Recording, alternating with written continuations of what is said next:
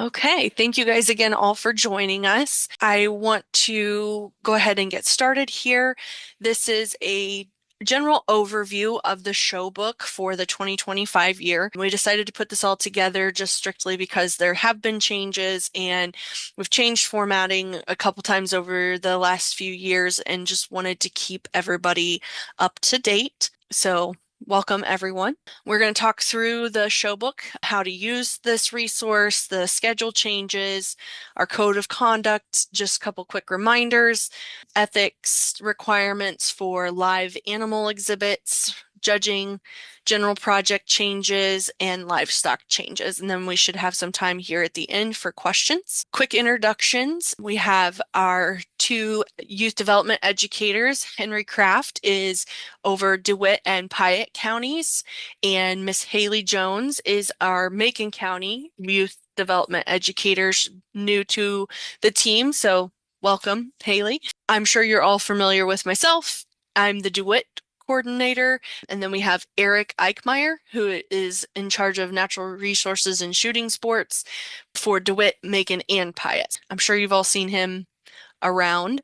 Macon County program coordinators are Marissa Capps and Anae Hunt. And then for Piatt County, we have Ann Reinbold and Rachel Davidson. So please read through your show book. All the information that we'll talk about here tonight, you can access through this resource.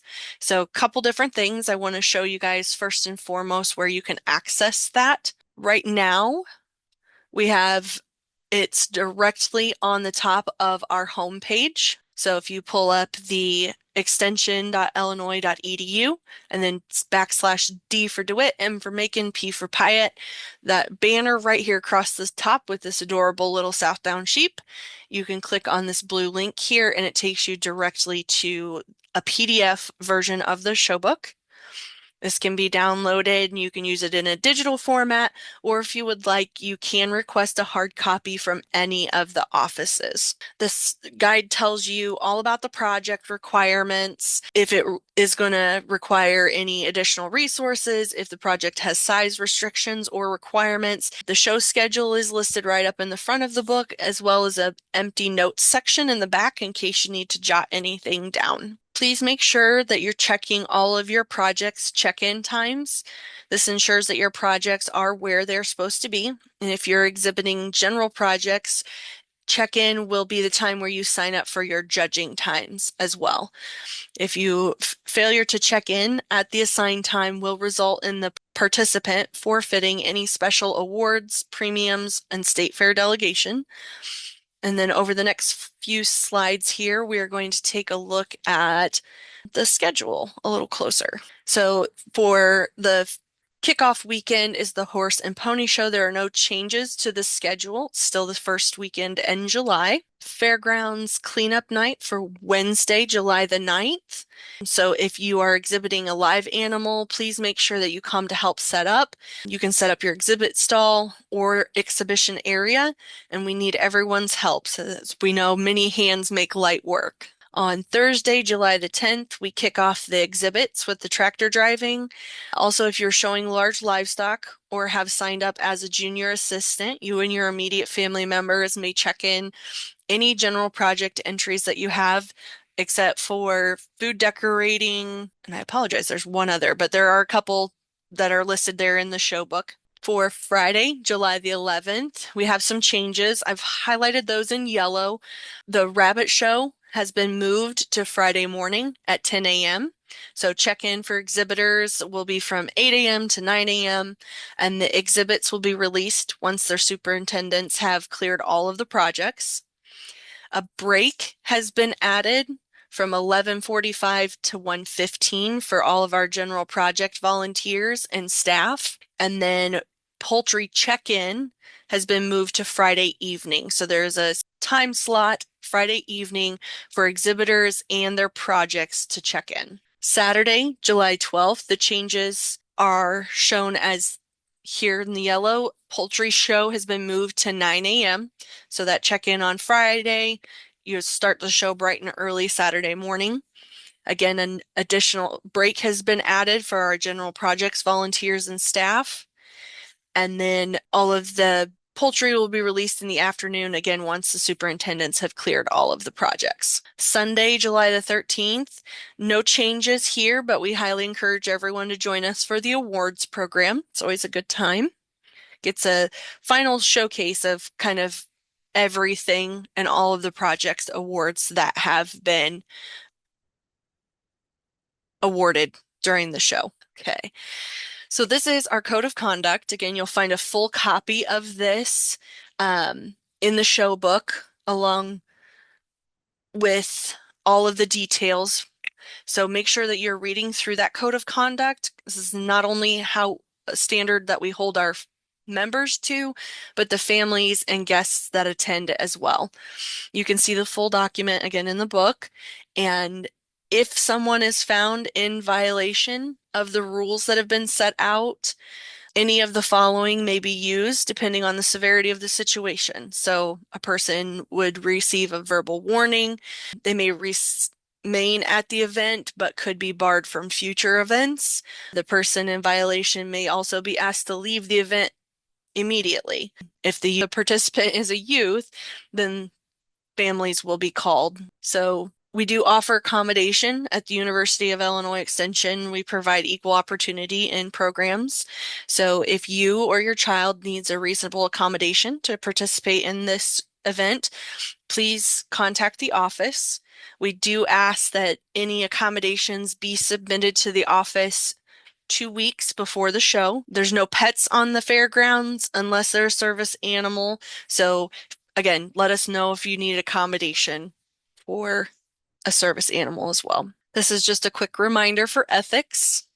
So if you're showing a live animal exhibit, a copy of those certificates or certificate, depending on your exhibits, are due to myself or to your local extension office by June the 1st. So that's listed there. Okay, just a quick rundown. If you guys are not familiar, judging takes place in 2 ways. So you've got conference judging, that is the preferred way. This gives members the full exhibition opportunity. So if for some reason the member is not able to present conference judging, they can still submit an exhibit report form to the office. There is a link in the show book and on our homepage again as well with the show book. You can find those there. And this gives the kids again an opportunity for their projects to still be judged within the class.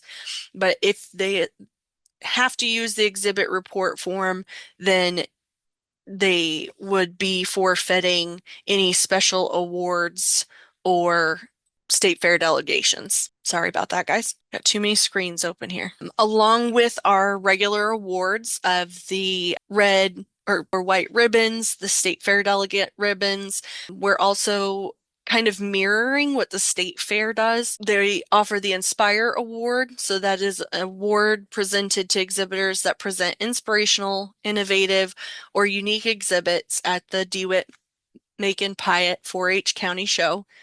And members 8 to 18 are eligible for the award. State Fair alternates and delegates are not eligible for County Inspire Award, but will still be eligible at the state level. So still multiple opportunities. Again, those champion and reserve champions are not eligible for this award. The medallion we show here in the picture was awarded to one of our Macon County members at the state fair. Just to kind of give you an idea, but our awards that we'll be passing out are going to look a little bit different. So don't expect a medallion. They'll be different from the state fair award. I know project manuals, as we had discussed earlier. So as you're reading through the show guide, you'll come across this book icon. This means that the project will require a manual book or guide or workbook. You can find these books on Shop 4-H. This link here is all of the state approved curriculum aligning with our projects. If the book that you're looking for is sold out, please contact your office and we can get you additional assistance. Another thing I wanted to show, and we'll discuss this a little bit later as well, but if you were looking for additional resources, those can all be found on the state 4-H page, so 4h.extension.illinois.edu.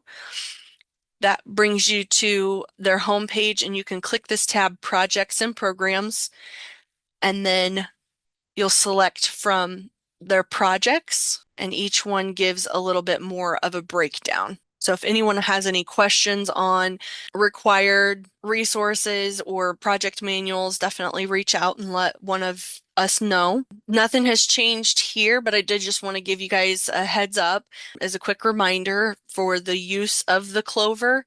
So as 4-H members that are enrolled, they're authorized to use the 4-H name and emblem. It just cannot be anything that the member would sell. A clover in and of itself is not protected by 4-H copyright or trademark, excuse me. So the emblem, as long as it does not have the 4-H's, the white or black head, heart, hands, health, then that's not classified as a 4-H clover.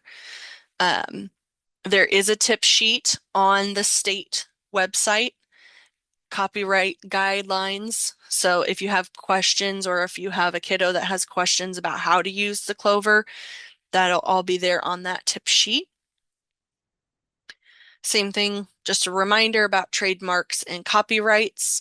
So not to use those in projects, especially I know a lot of our visual arts kiddos run into that quite a bit. We just like to remind everybody. We had going to start into the changes here for our projects. These classes have been discontinued.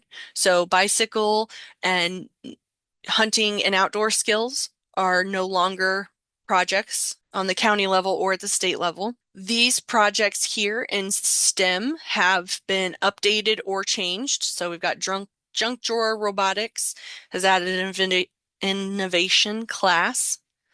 There's video and welding as well. So I'll check those out. If you've got anyone showing in those classes, you'll want to check out the changes. Animal science, vet science, and woodworking also all have changes this year. The big one for animal science, vet science is if you are just doing a poster project, ethics training is no longer required for those at the county or at the state level. Intercultural, they now have a new workbook for that. It is Passport to the World. This is still available as a club exhibit as well, but just a reminder for those kiddos that are showing in this area, you're not going to present this as a presentation. We want you to interact with the judge and let the judge ask the questions about what you discovered from the program. So just a heads up on that. Interior design, those have changed as well. Big ones I just wanted to point out is now it is required to provide visual documentation of your process. So for instance, the furniture that was restored and repurposed here in the photo, that's all that was presented by the exhibitor. So we want to see how they got it to that stage. So whether that's a quick video or photos of the process, that's what the judges are going to be looking for. The other thing that has changed is the experience and related experiences of each of the class designations. Another thing that we saw was that you had high school kids competing against 8 and 9-year-old exhibitors in the beginner class because those older kids was the first year in 4-H. And so just wanted to make it more fair for everyone to make sure that it's not just their experience in 4-H, but their experience in that area as well. New classes or designations, excuse me, not designations, distinctions. Computer generated art is now available, and there's additional resources on the state webpage. And then 3D mixed media has a new subcategory for diorama.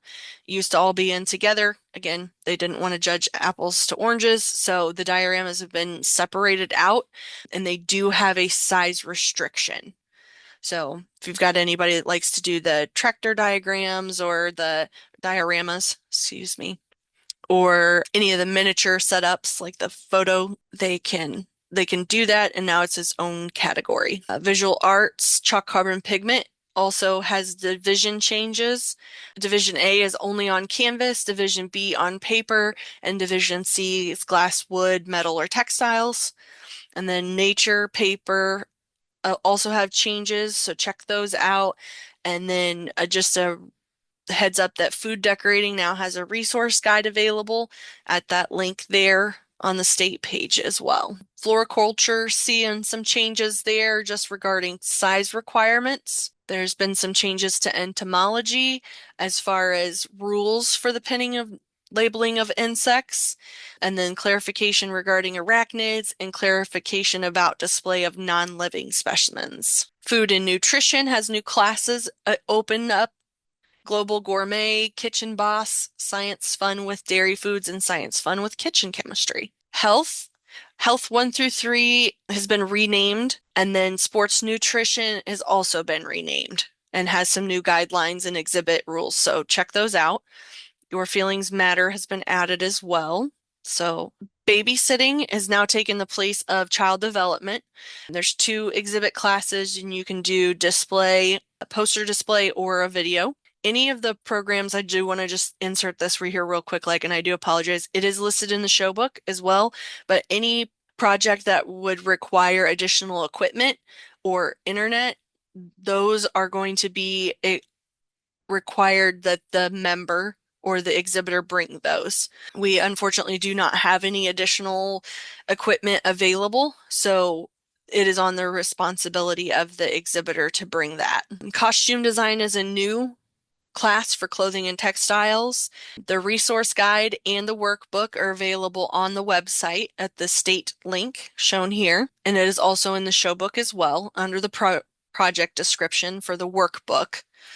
Just a reminder for kiddos shown in that category that beware of the copyrights.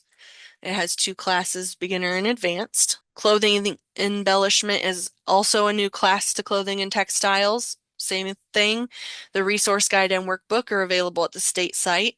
And then this one has 3 class exhibit options: applied, stitched, and combination. Civic engagements changes. Civic Level 1 no longer requires a project manual. And then just a quick reminder that all of the opportunities that are open to the civic engagement projects as a club project.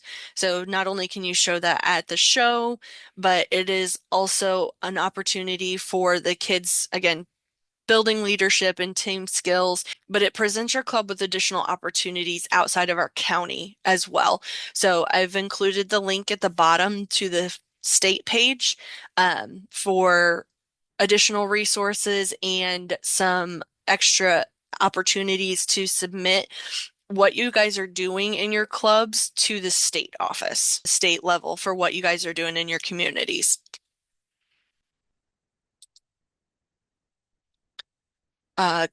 Just a reminder, and again, this is listed in there as well, the county date for the state fair. If you get any kiddos that get delegated to move on to state fair, is Saturday, August the 9th. If we have any livestock families here, a couple quick reminders for the 840 EID tags. That is going to be required for all swine, beef, and dairy cattle this year. I know in the past it's only been for our beef steer exhibitors, but USDA has changed their rules. So it is now required, and all of those large livestock, sheep and goats are still good with their scrapies tags, but check out all of the details. We sent those out in a letter as well, but all of that information can be found on the Illinois Department of Agriculture's website. Just letting everyone know also that we're keeping an eye on the poultry situation. So we're doing our best to keep everyone informed, but do note that this is still subject to cancellation. The Illinois Department of Ag right now has us on a 30-day revision. So every 30 days, they go back in and reassess the situation to see if it's still going to be a prevalent issue. So we're keeping track of that. There's been some changes to the other species as far as classes and class order goes. So make sure you're checking those out as well. So I know that was a lot, so thank you guys. I appreciate you bearing with me through that. If you've got additional questions, I'm going to open it up at this time to just let you guys ask questions with the staff and everyone that we have here. But do remember that your leaders are your number one resource, and if they're not able to assist you, you can always reach out to the project superintendent. All that information's listed in the front with their contact information as well. So that didn't take quite as long as I thought it was going to, but like I said, floor is yours if anyone has any questions about new projects or anything. And Kendra, if they wanted, can families get a hard copy of the show book from their office? Yes, most definitely. Yep, any of the offices can provide that for you. So I know we've got a lot of families that maybe mom or dad works in another town and it's easier to pick up at a different office or whatever works best. We just need to let the office support know so they can